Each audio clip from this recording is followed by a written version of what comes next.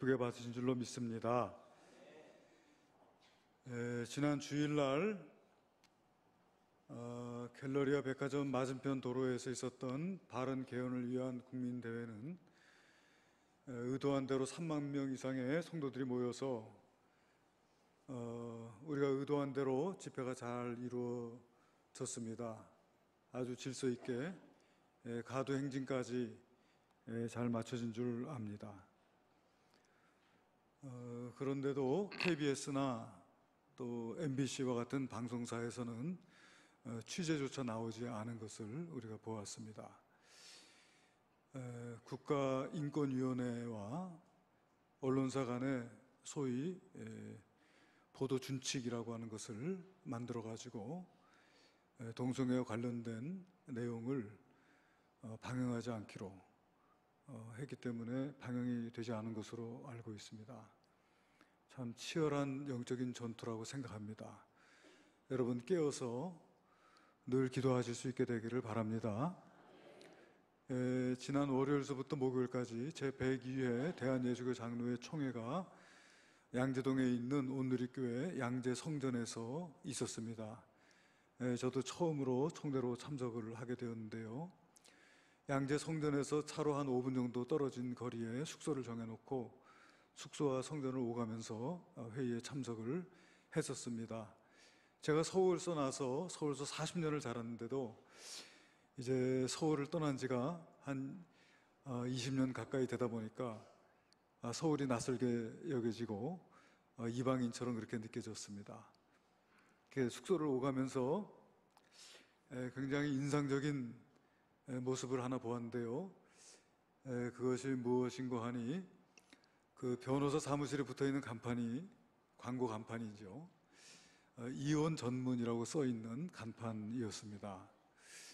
그런데 변호사 사무실 하나가 아니라 그렇게 붙여놓은 변호사 사무실이 여러 개인 것을 보고 정말 그 많은 생각을 하게 되었는데, 첫 번째는 정말 그 이혼이라고 하는 것이 사회적인 문제가 되었구나. 정말 그 이혼이 얼마나 사회에서 성행하고 있는지를 느낄 수 있었고요. 그리고 이제 또 하나 아쉬운 생각이 들었는데 뭐냐면은 변호사에 대해서 갖고 있었던 이미지입니다.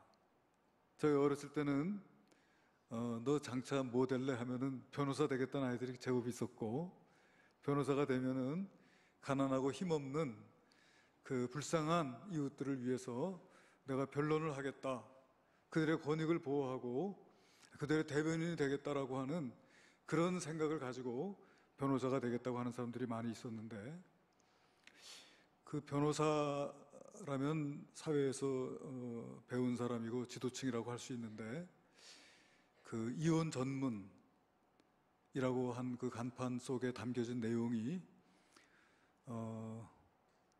어떻게 해서든지 이혼의 위기에 놓여져 있는 사람들을 다시금 화해하게 하고 다시금 가정을 온전히 세워나가는 그런 일들이 아니라 이혼 잘 시켜주는, 그래서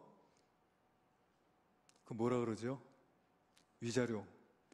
위자료를 많이 받아주는 그런 변호사라고 하는 것을 내세우는, 그것을 내세움으로써 많은 그 일들을 수임하고자 하는 그런 변호사들의 모습을 보면서 굉장히 안타까운 생각이 들었어요. 정말 물질적 가치관이 판을 치는 사회의 한 면모를 보게 된 것 같습니다. 그리고 또 하나는 사실 어떻게 보면은 경제적인 이익을 위해서 그런 변론을 맞는 것도 좋지만은 내가 이혼 전문이다라고 간판을 내걸 수 있는 그런 사회적인 분위기, 그러니까 부끄러운 일인데 부끄러운 줄 알지 못하고 그것을 간판으로 내거는 그와 같은 사회적인 분위기가 참 안타깝게 그렇게 느껴졌습니다. 세상이 많이 변했구나, 그런 생각을 하면서, 여러분, 세상은 변해도 변할 수 없는 것이 있습니다. 하나님을 향한 우리의 믿음인 줄로 믿습니다. 하나님을 향한 우리의 신앙, 그리고 성경적인 가치관, 그것이 우리의 삶의 동기가 되고 그것이 우리들의 삶의 지침이 되는 그와 같은 복된 삶을 살아가는 저와 여러분 되시기를 주님의 이름으로 축원합니다.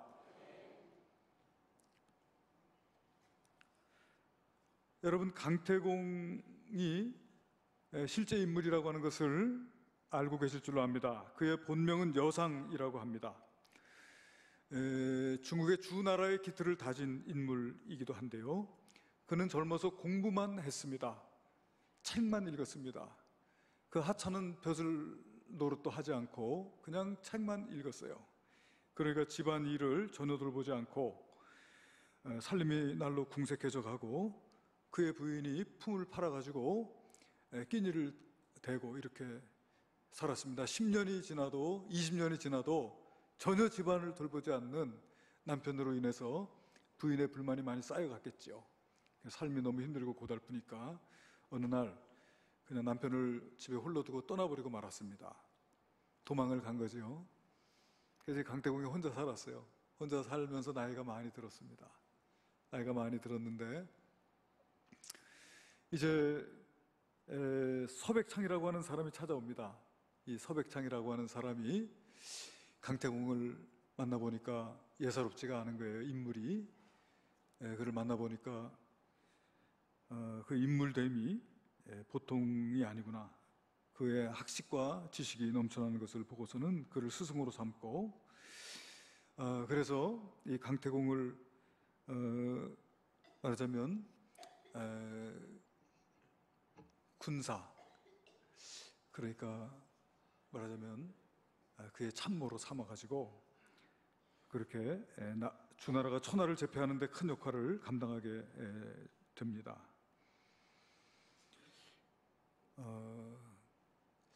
주나라가 세계를 제패한 뒤에 이제 강태공이 나이가 많아가지고 이제 고향으로 내려오면서 그 제후라고 하는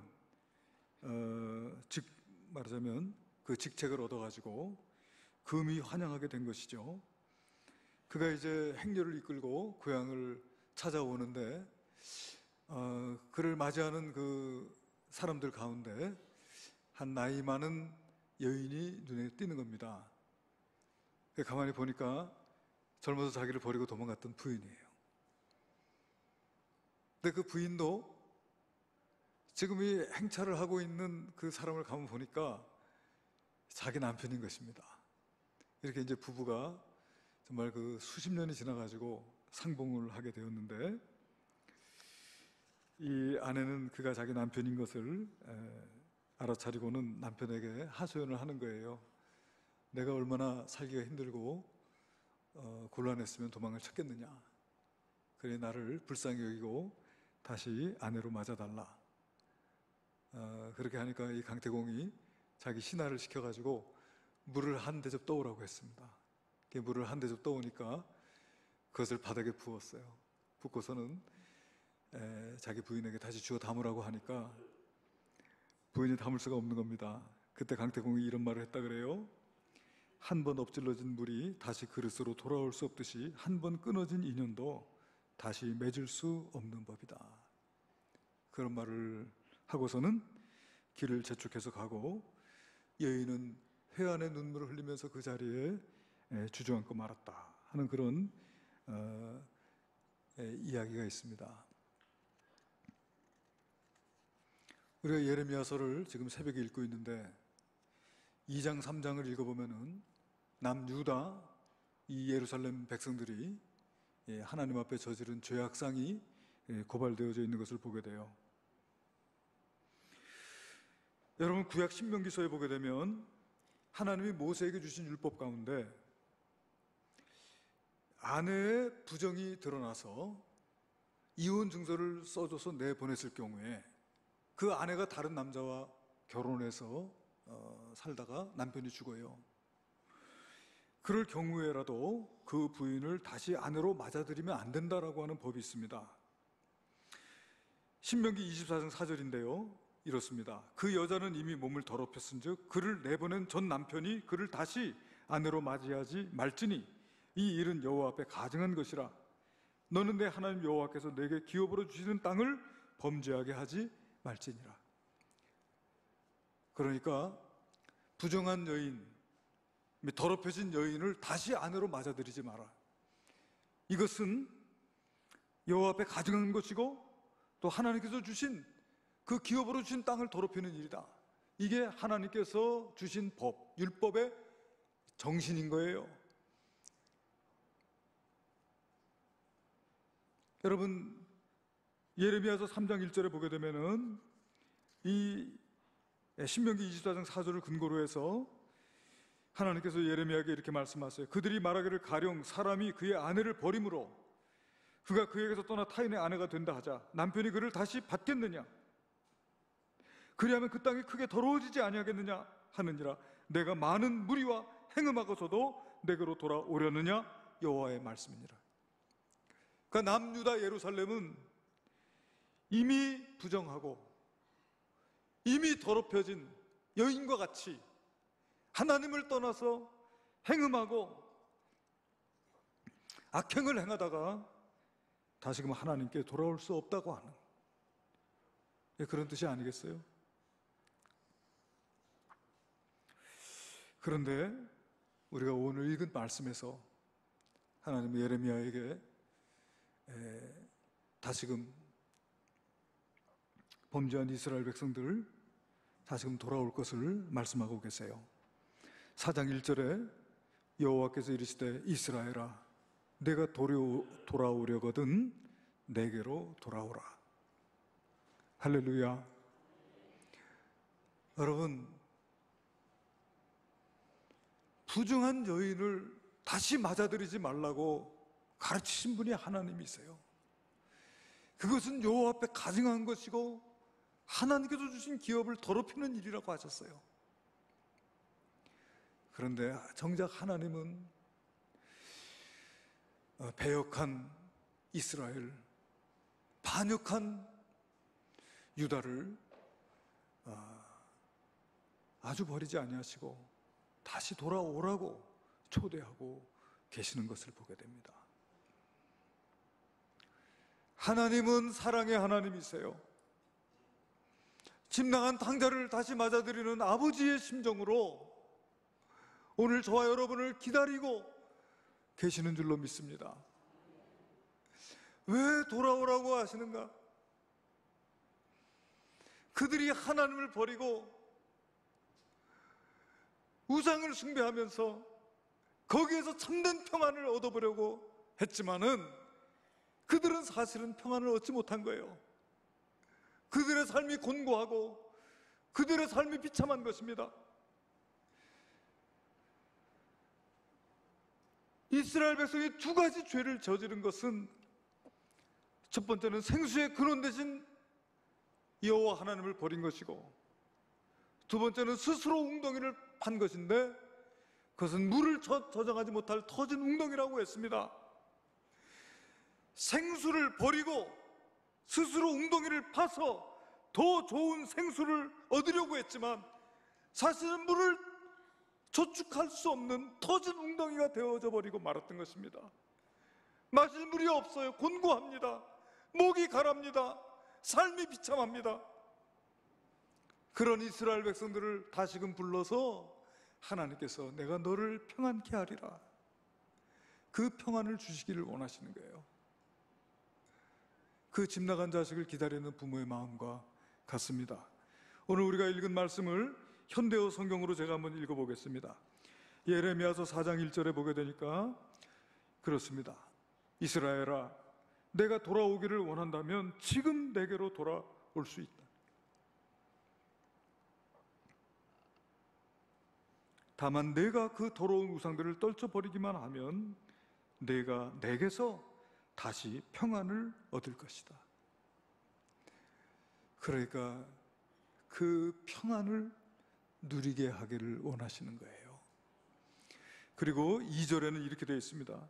또 내가 여호와께서 살아계심을 걸고 맹세하고 진실하고 정직하게 살아가면서 내가 맹세한 말을 스스로 충실하게 지켜나간다면 다른 민족들도 내게서 복을 받아갈 수가 있고 그들도 너로 인해 나를 알게 될 것이며 하나님께서 아브라함을 부르실 때 너는 복이 되고 천하 만민은 너로 말미암아 복을 얻을 것이라고 했는데, 다시금 복의 근원되고 다시금 복이 되고 복의 근원되는 복의 통로로 쓰임 받을 수 있는 영광을 주시겠다고 말씀하신 거예요.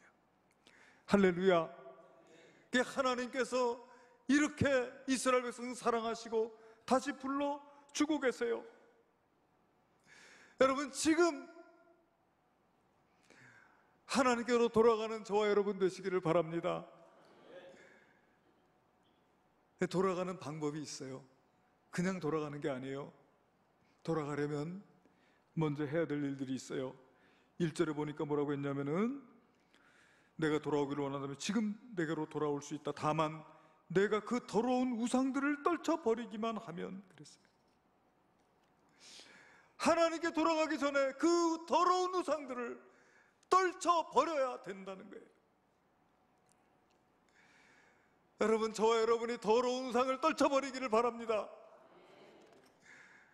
완전히 떨쳐버리고 하나님께로 돌아가실 수 있게 되기를 원합니다.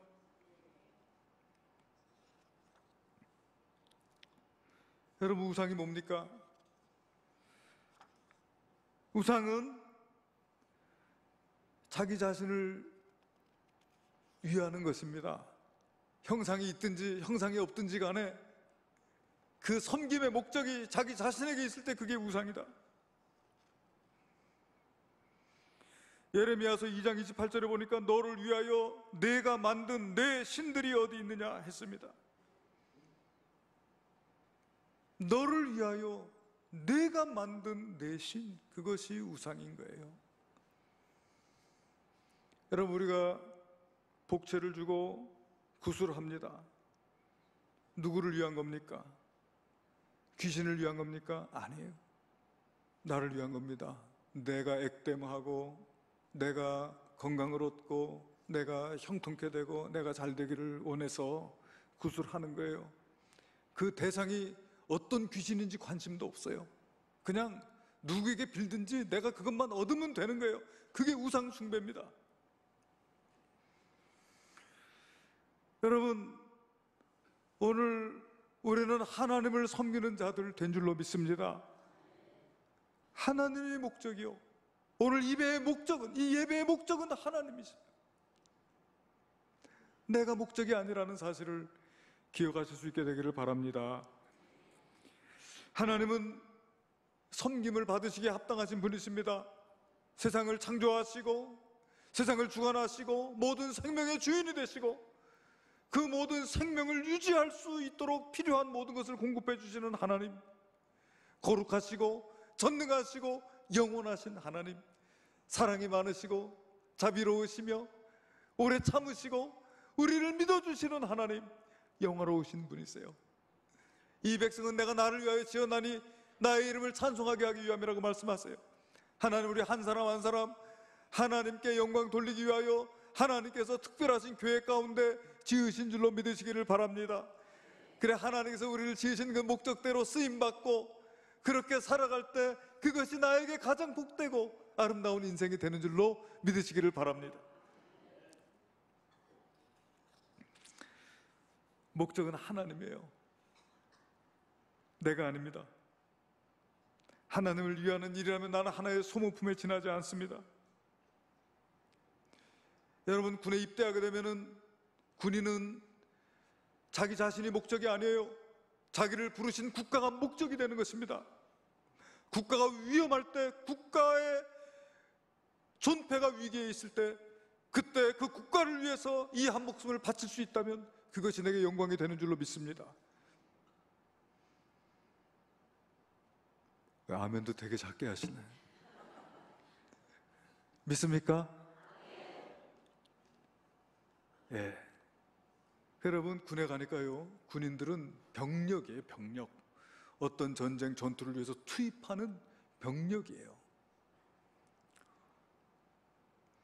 장기를 둘 줄 아시는 분들은 이 장기를 둬보면 맨 앞에 말이죠, 병조를 세웁니다. 병졸.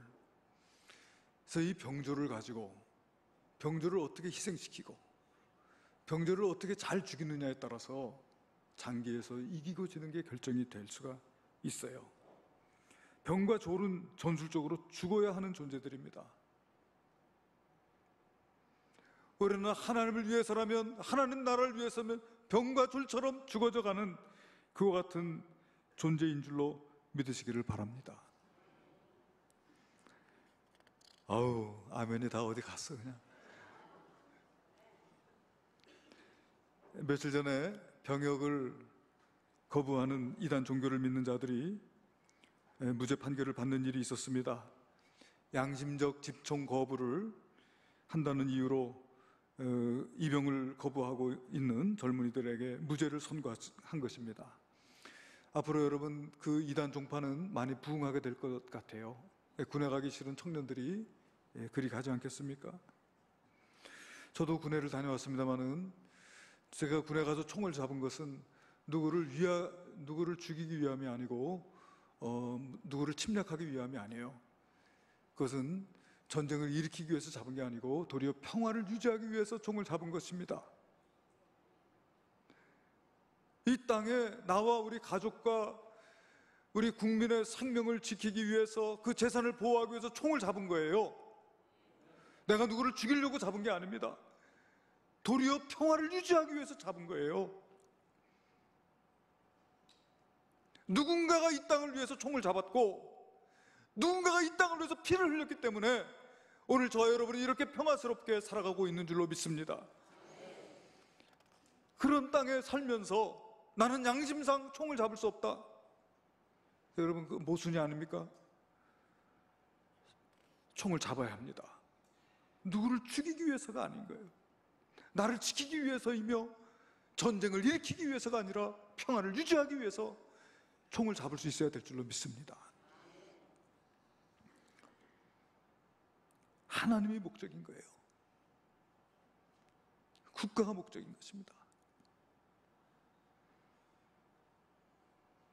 여러분, 이스라엘 백성들이 요단강을 건너 가나안 땅에 들어가서 바알이라고 하는 우상을 만나게 돼요. 당시에 바알은 풍요와 다산을 관장한다고 그렇게 가나안에 정착해 살아가고 있는 사람들이 섬기는 신이었어요. 풍요와 다산, 정확히 말해서 오늘 우리가 살아가고 있는 이 시대의 황금을 말합니다. 바알이 오늘 이 시대의 황금과 정확하게 일치해요. 그 바알을 섬기는 제사 속에서 바알의 제사장들과 음란한 성적 행위가 포함되어 있습니다. 그렇기 때문에 이 바알을 숭배하는 것은 풍요와 다산을 희망하면서 또 음란히 자기의 정욕을 채우는 그와 같은 죄가 포함되어 있기 때문에 이스라엘 백성들이 그리 바알을 섬기는 우상 숭배로 빠져 들어가게 돼요. 오늘날 물질적 가치관, 쾌락과 향락이 주어지는 이 세상을 바라보며 살아가는 우리들의 삶이, 여러분, 바알을 숭배하며 살았던 이스라엘의 삶과 다르지 않은 것을 기억해야 합니다. 하나님의 나라와 또 주님의 뜻이 이루어지는 그것을 위해 우리가 살아가야 될 줄로 믿습니다. 죽을 때 천국 가는 것이 목적이 아니라 내가 살아서 주님의 나라와 주님의 뜻을 위해서 살아갈 수 있는 것, 그것이 우리들의 신앙생활의 목적이 되어야 될 줄로 믿습니다. 하나님이 계시다는 것, 그분의 거룩하신 뜻이 있다는 것, 그리고 우리 각자에게는 사명이 있다는 사실을 기억하고 살아가야 합니다. 우리 예수님께서 마가복음 8장 34절 이하의 제자들에게 말씀하시기를, 누구든지 나를 따라오려거든 자기를 부인하고 자기 십자가를 지고 나를 따를 것이니라. 누구든지 자기 목숨을 구원하고자 하면 잃을 것이요, 누구든지 나와 복음을 위하여 자기 목숨을 잃으면 구원하리라. 사람이 만일 온 천하를 얻고도 자기 목숨을 잃으면 무엇이 유익하리요? 사람이 무엇을 주고 자기 목숨과 바꾸겠느냐고 했습니다. 우리가 너무나 익히 잘 알고 있기 때문에 잘 읽어지지 않는 구절이에요. 그러나 너무나도 중요한 구절입니다. 이 말씀 가운데서 여러분, 누구든지 자기 목숨을 구원하고자 하면 잃을 것이요, 이 말씀을 여러분 이렇게 한번 바꿔보면 어떨까 싶어요. 누구든지 자기 자신을 목적으로 삼으면 목숨을 잃을 것이요, 누구든지 하나님을 목적으로 살면 목숨을 얻으리라.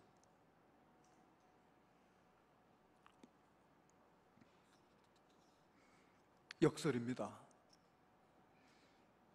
하나님을 목적으로 살면 그는 목숨을 얻을 것이고, 자기 자신을 목적으로 살면 그는 목숨을 잃을 것입니다. 자기 자신을 목적으로 살면서 온 천하를 얻는다고 하더라도 자기 목숨을 잃게 될 때 그것은 아무것도 아니다. 천하를 얻고도 제 목숨을 잃으면 무엇이 유익하겠느냐. 그러므로 오늘 우리가 하나님을 위해서 살아가는 하나님의 자녀들이 되어야 될 줄로 믿습니다. 우리 예수님께서 가르쳐 주신 주기도에 보게 되면은 아버지 이름이 거룩히 여김을 받으시오며 아버지의 나라가 임하시오며 아버지의 뜻이 하늘에서와 같이 땅에서도 이루어지기를 원하나이다. 여러분, 이 기도는 얼마나 공허합니까? 저는 이 기도가 너무 공허하게 느껴지는 거예요. 한번 생각해 보세요. 아버지 이름 거룩해지길 원합니다. 거룩해집니까? 아버지 이름이 거룩히 여김을 받으시오며, 허공을 치는 기도일 수가 있을 것 같아요. 아버지의 나라가 임하시오며 아버지의 뜻이 하늘에서와 같이 땅에서도 이루어지이다. 그 말 속에 여러분 생략되어져 있는 단어가 있어요. 그게 뭐냐면은 나를 통하여.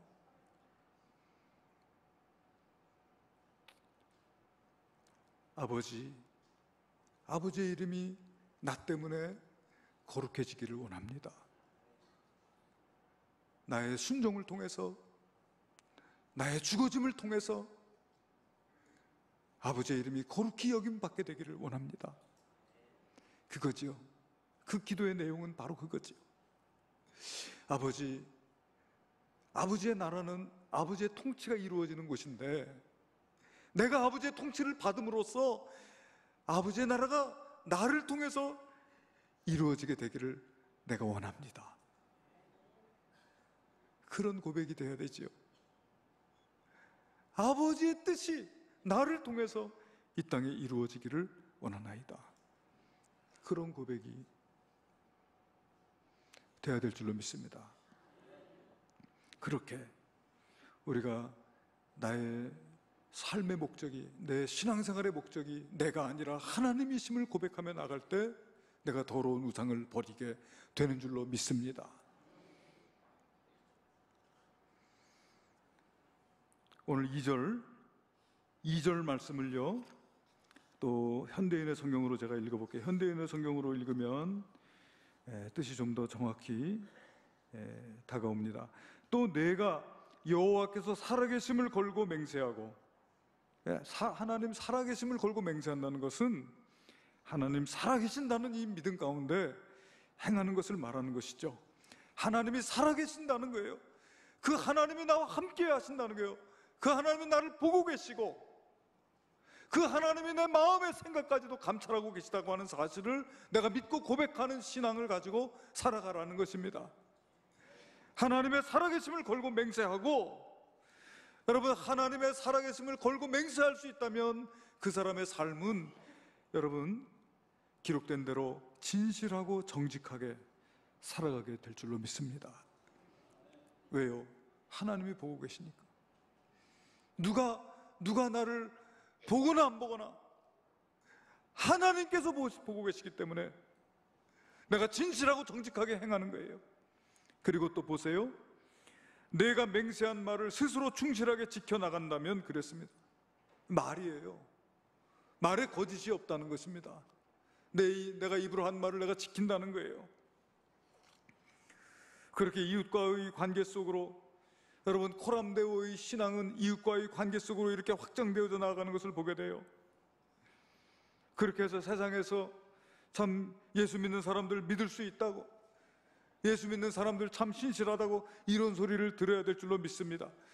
그런 소리를 듣게 되는 거예요. 다시 거룩한 교회로 나아가자고 하는 우리의 표어가 그저 구호로만 이루어질 수 없는 것이고, 이처럼 코람데오의 신앙을 가지고 참으로 진실하고 정직하게 살아가면서 내 말의 신의를 지키는 것, 그것이 다시금 거룩한 교회가 되는 길인 줄로 믿습니다. 그렇게 하라는 거예요. 그렇게 해라. 그리고 묵은 땅을 가라라고 했습니다. 우리 3절에 보게 되면 그랬어요. 묵은 땅을 가라라. 너희는 똑똑히 들어라. 여호와께서 유다 백성과 예루살렘 주민들에게 다음과 같이 말씀하셨다. 너희는 엉겅퀴 속에 씨를 뿌리지 말고 묵은 땅을 완전히 갈아엎어라. 묵은 땅. 여러분, 묵은 땅에는 땅이 굳어지고 잡초가 자라고 거기는 씨를 뿌려도 결실을 얻을 수가 없는 땅이 묵은 땅이에요. 묵은 땅이 오래되면은 아주 버리고만 그것을 다시 쓸모있는 땅으로 만들기 위해서는 참 많은 노력을 기울여야 되겠죠. 우리의 마음속에 이 묵은 땅과 같은 굳어져 있는 부분들이 있다면 그것을 갈아엎으라고 하는 것이죠. 그리고 4절에 보니까 그랬어요. 너희는 내 마음에 들도록 할례를 받아라. 곧 너희 마음에 할례를 베풀어 너희와 나를 갈라놓는 바로 그것을 제거하여라 그랬습니다. 마음의 할례를 받으라는 거예요.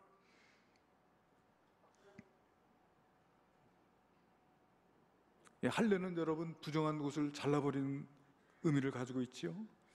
마음의 가죽을, 마음의 할례를 받으라, 그렇게 말씀하고 계세요. 묵은 땅을 간다, 마음의 할례를 받는다. 이것은 여러분 표현은 다르지만은 내용상에 있어서는 같은 말씀이 아닌가 싶어요. 우리들의 그릇된 행동은 습관이 되고요. 습관이 되면은 그것이 전통이 돼버리고 말아요. 습관이 되면 전통이 되고, 전통은 우리의 가치관이 되고, 가치관이 우리의 삶의 지침이 되어져 가는 것입니다. 그렇게 되면 이거 버리기가 쉽지 않아요. 고정관념이 되기 때문에 그렇습니다. 그러나 이것들을 우리가 묵은 것들을 벗어버릴 수 있어야 되겠다. 묵은 것들을 벗어버려야 돼. 이것이 하나님을 섬기는데 신앙 가운데 옳은지, 이거 가야 하나님의 뜻 앞에서 옳은지를 생각하고 옳지 않다면 그것을 버릴 수 있어야 되겠다고 하는 거예요. 내가 이제까지 그렇게 해왔으니까, 그렇게 했었으니까 그것은 옳지 않습니다. 버릴 것이 있다면 버려야 됩니다.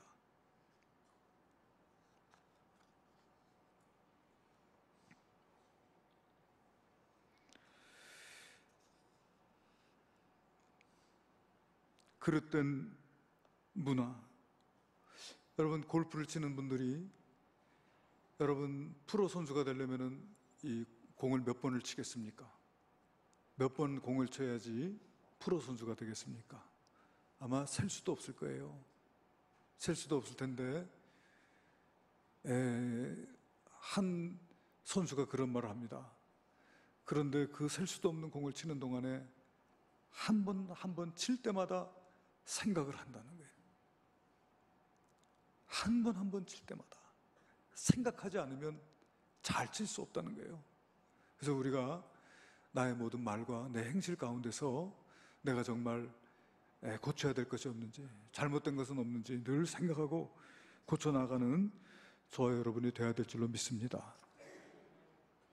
여러분, 요즘에 이제 그 동성애 문제가 굉장히 큰 사회적인 이슈가 되고 있는데, 이 동성애 문제는 알면 알수록 동성애는 동성애의 문제에 국한되는 것이 아니구나. 내가 개인적으로 내가 동성애를 찬성할 거냐 반대할 거냐, 개인적인 취향에 취사 선택할 수 있는 이런 문제가 아니구나 하는 것을 보게 됩니다. 동성애는 철저히 인본주의입니다. 여러분, 소위 인권이라고 하는 말로 혐오 금지 또는 차별 금지라고 하는 말로 이제 동성애자를 차별하죠.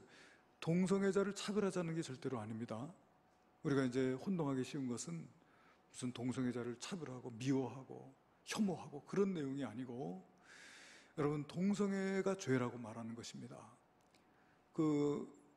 그 연사로 나왔던 어떤 그 약사가 그런 말을 해요. 여러분, 동성애자를 진정으로 사랑하는 것이 무엇입니까? 여러분, 동성애자와 함께 물에 빠졌을 때 여러분 구명조끼를 벗어주십시오.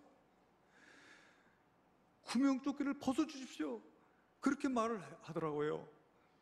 동성애자를 진정으로 사랑한다는 것은 동성애 인정해주고, 아 그래 괜찮아, 자기는 동성애 하지도 않으면서.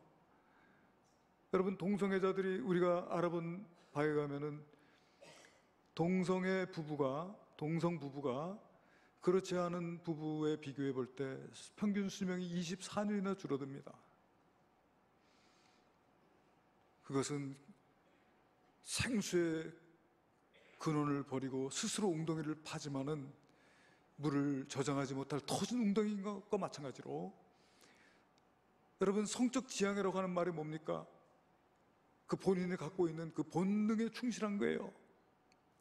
내 육신이 갖고 있는 내 본능에 충실한 대로 내가 행동을 해도 누구도 나를 차별하지 말고 누구도 나를 혐오스럽게 바라보지 마라. 그것이 여러분 동성애 지지자들이 말하는 동성애 인권입니다.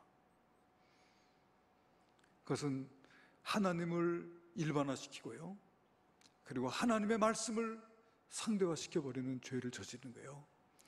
하나님을 버리고 우상을 숭배하는 것과 똑같은 죄입니다.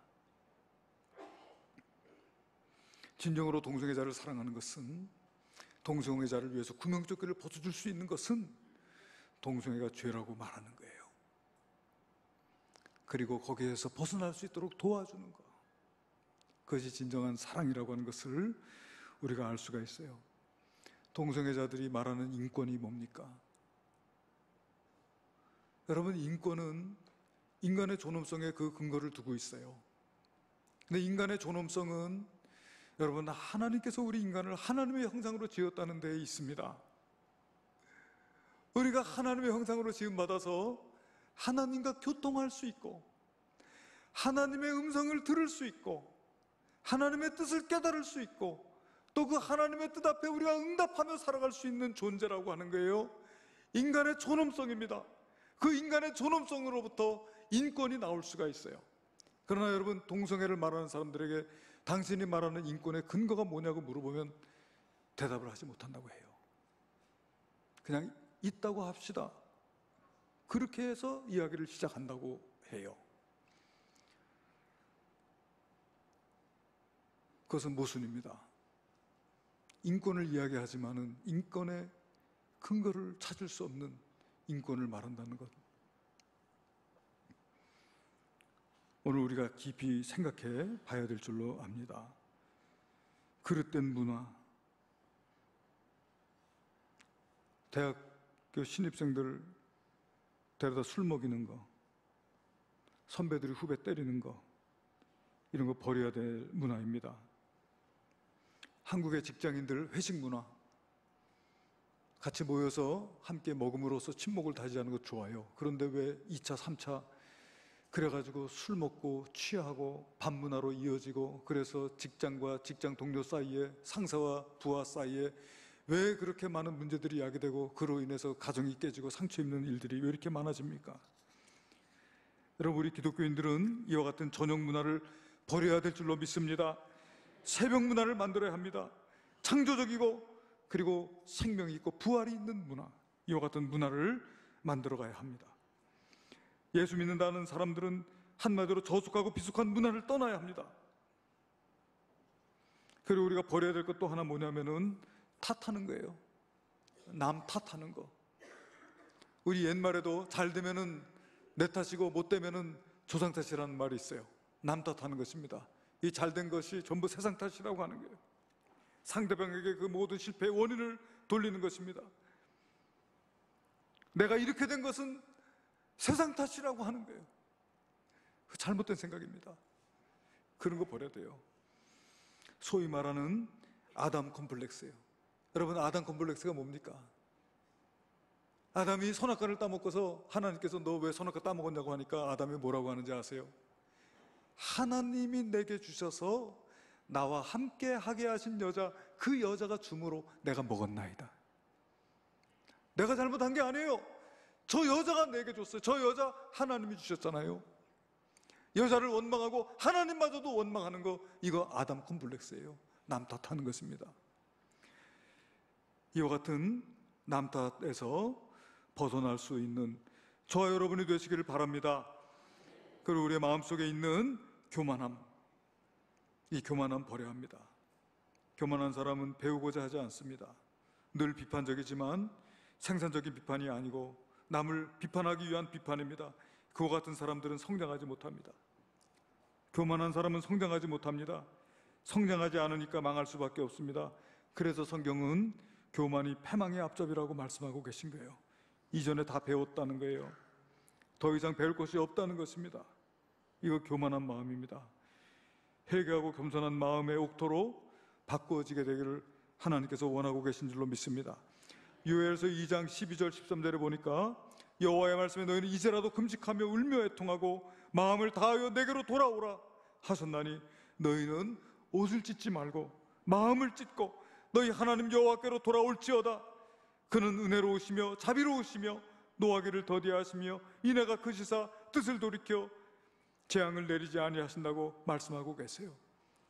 여러분, 하나님께서 지금 우리로 하여금 돌아오기를 원하세요.